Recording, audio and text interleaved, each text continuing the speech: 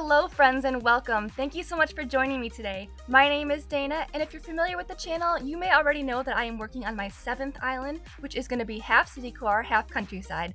Now this island is in the very early development stages. I don't even have terraforming unlocked, so I thought for today's video I would do something a little different. I thought it might be fun to go back and rank my previous 6 islands in order from the island I feel could use the most improvement to the one that I'm the most happy with. So, which island of mine will I rank as number 1? You'll see here soon in this video. But if you'd like to play along, please let me know in the comments down below which is your favorite island of mine. Or please rank them in order. I promise I will not be offended if your order ranks differently than mine, but I would love to see your thoughts and opinions. If you are not familiar with my other islands, I have placed links in the description down below and you can check out each of the tours. So let's just get right into it. Starting at the number 6 position, I don't think this comes as any surprise, has got to be my very first island, my summer island of Aurora. There are several things I would change on this island if I can go back. This island definitely took me the longest to develop, but I was new to the game and just learning how to play. I was getting all of my items and DIYs very organically, and I really didn't have a real theme for this island outside of it being just set in summer. It's kind of like a hodgepodge of lots of ideas. I would say this island is probably normal core, I guess. And even though it's supposed to be set in summer, for some reason, I never thought to change my island flag. And at one point I had to go back and make a tweak to my island and then re-upload my dream address, never realizing that I had actually slipped into early fall, so whoops. As far as the flow of the island, it's kind of just all over the place. There are way too many pathways in my opinion, and some of them just take you to an area only for you to just turn around and head on back. As far as the villagers go, they're kind of a mixed bag of cuties. Some of them fit very well with the summer vibe, and others fit much better on another island. Although I do have Bo and Fauna on this island, they are the perfect couple in my opinion. And then I was lucky to find Raymond on a hunt. Marshall and Victoria are also some of my favorite villagers, and of course you're gonna see Bam's face on a lot of these islands because he is my bestie. But one thing I really love about this island is Moraine and her bakery. If you catch her outside of her home when you visit the dream address, it looks as if she's working behind the counter and ready to take your order. I think it's so cute. I also sprinkled a lot of hidden animals around the island, such as this fox den and hidden peacock, which I thought would be a fun addition to the island, although some of them are hidden in places that you may never ever think to look. I don't have many scenic areas on this island. There's a few, but nothing too exciting. Overall, the island is okay. I mean, it is a 1.0 island. I do like the surf shop, and my vineyard and interior of my house is nice. There are areas I like, but I definitely have to rank this at the bottom of my list. In the 5th spot is my second island I created, which was my autumn island of Mush Falls. This island is mushroom core meets cottage core and farm core. Most of this island was developed prior to the 2.0 release, but then when 2.0 dropped early, I went back and swapped out a lot of the items with the new amazing items and crops we got. So I do have to say, I think late fall in the game when the trees are really that deep red color, it has to be my favorite. And I also really love islands that are set at sunset. Although if you visit this DA and you stay more than 10 minutes on the island, it starts to get dark real quick. I wish Nintendo would just let us freeze our time of day in our dream address. I want my island set at sunset. I don't want to see it slip into nightfall. On this island, I tried to experiment more with terraforming and waterscaping. I really focused on making the villager areas more scenic while also still fitting in with their personalities. So since Shep is a sheepdog, he has his own flock of sheep. I gave Maple a maple syrup area, Bunny has a carrot farm, Poppy has her own pie stand, and since Pecan is a squirrel, she has to have her house in the trees. Now, did I need 2 squirrels on this island? Probably not, but they're both so cute, and I really do think all the villagers fit well with the autumn theme.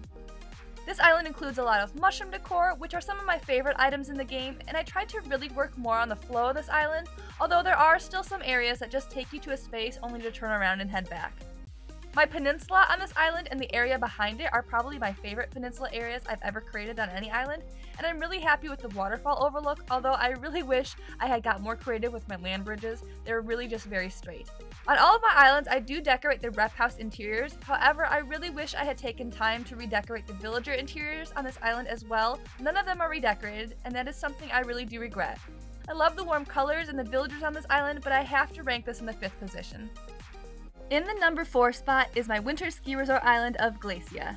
Now I know it seems like I'm just going in order of the islands I created, but I promise you things are going to start to change up in the top 3 spots. But hands down, this island was the easiest for me to develop. Not once did I feel any sort of frustration when developing out this island. Often on my islands, I have areas where I struggle to figure out the layout, and sometimes I do have to step away from the island for a couple days just to come back at it with a fresh approach. But this island just came together so easily. The northern lights in the sky were so beautiful and calming, and the fact that all the bushes and trees are covered in snow just gave everything a very uniform look. I sometimes struggle with pairing different flowers together on an island, but since this is a winter island, flowers weren't really needed, although I did scatter some of the blue and white flowers throughout the island. I wanted to create an island that was not designed around a holiday, and since my dad used to be a ski instructor, this theme is very special to me. I created a ski lift to look as realistic as I could using the in-game items, and I even made sure there was access to each of the chairs as you ascend up the mountain. I kept Nooks in its original form and decided to make it more of like a mountaintop cafe, and this mountain overlook was my very first real big perspective build, and I'm really happy with how it turned out. This was the first island where I decorated the villager interiors, and I wanted to make sure that they had all the amenities they needed, including a bathroom and a kitchen. I liked this concept so much that I did the same with the villager interiors on future islands, giving them a fully functional home. The rep house is decorated to look like a ski lodge with rooms for guests or families to relax after a day on the slopes, and there's lots of delicious hot food in the cafe to warm them up. For me, walking around this island is just so peaceful. I know not everyone is a fan of the winter months in this game, but even though this island is not bright and cheerful, I really like how it turned out, and I only wish the development of all of my islands was this stress-free. Okay, so let's change things up a little bit. Coming in at the number 3 spot is my recently completed 4 Seasons island of Seasoned. This island pays tribute to my first 4 completed islands, with each season, summer, fall, winter, and spring, all combined into one island. Now the end result of this island, I love it. I'm actually very proud of myself that I was able to accomplish putting all 4 different seasons on one island, but this island was such a challenge to put together. I made the decision for this island to have basically just one path to take you through the seasons, because I didn't want visitors who come to the Dream Address to jump from season to season, and I also used a lot of waterscaping and terraforming to keep the villagers within their space, but I definitely had moments of frustration with this island. Just trying to figure out the flow of the island and where the path would take you so you could see everything while still covering the whole island was a real struggle. On this island, you start your journey in summer, because my very first island was a summer island. And then you work your way through autumn, winter, and spring. I had to use custom codes and in-game items to represent snow and ice for winter, and I set my island in an autumn month so the trees were a bit green in color, but also some that were starting to turn a bit more yellow. And this presented its own challenge, because when you place down a tree in the game, you can't select what color it's going to be. That gave me very limited control over where I could place my trees. This island originally was going to have a lot of culinary references sprinkled throughout, but I ran out of custom code space real quick. Not only did I struggle with the island, but obtaining the villagers was also a challenge. Van was being a bit stubborn when I was hunting for him, and I really think Little Miss Poppy did not want to live on this island with the hundreds of Nook Mile tickets I spent looking for her. All the villager homes on this island are redecorated to include a bed, kitchen, and bathroom, and my rep house is also redecorated inside. As you make your way around the island, the path ends where you can see all 4 seasons in one final overlook, which I really am happy with. Aside from this island just being a challenge to design and obtain villagers, there are also some things I wish I could change about it.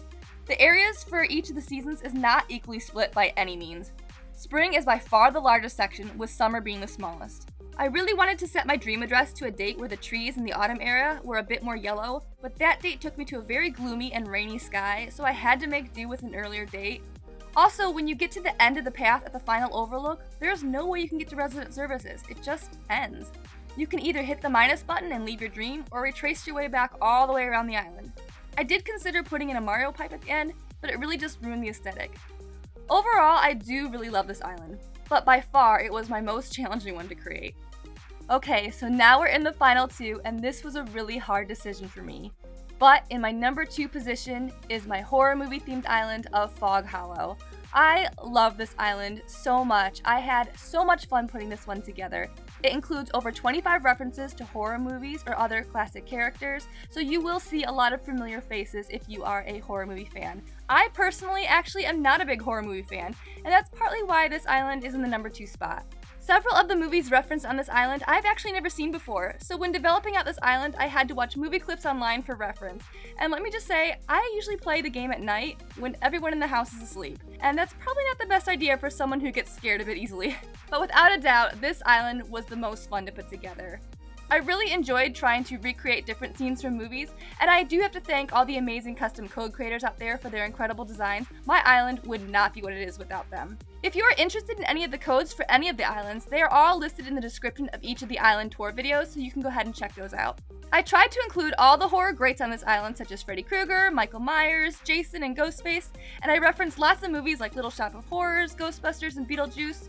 You will even see some not-so-scary faces on this island, such as Scooby-Doo, E.T., and Gizmo. If I could create another island just like this one, I definitely would, but I feel like I referenced so many of the classics on this island that I don't want to just make a copy of what I already did.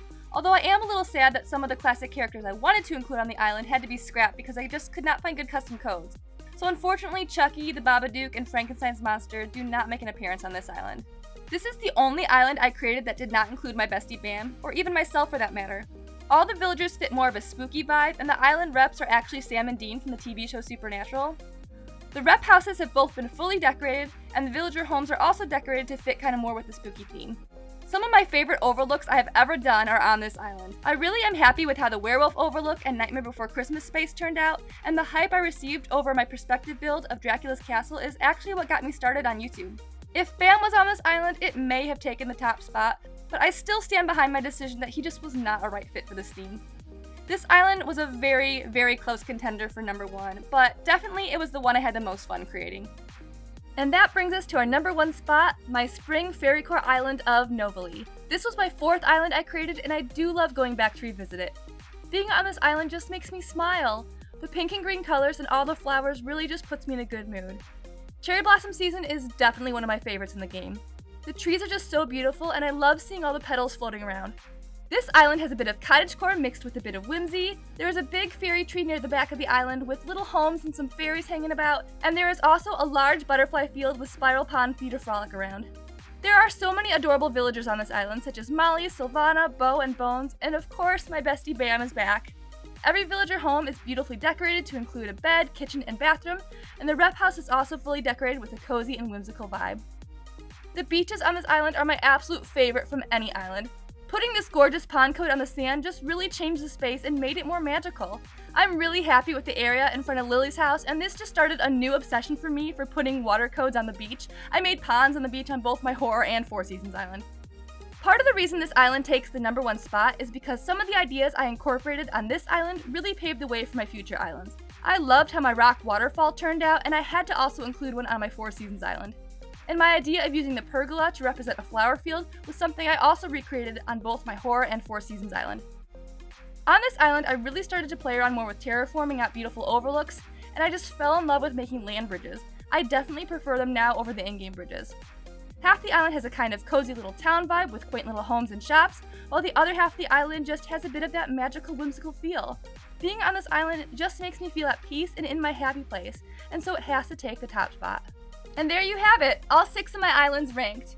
What do you think of my order? Do you agree? Please let me know in the comments. Like this video, consider subscribing if you're not already. I do hope you enjoyed. Wishing you all an amazing day, and I will see you in the next video. Bye!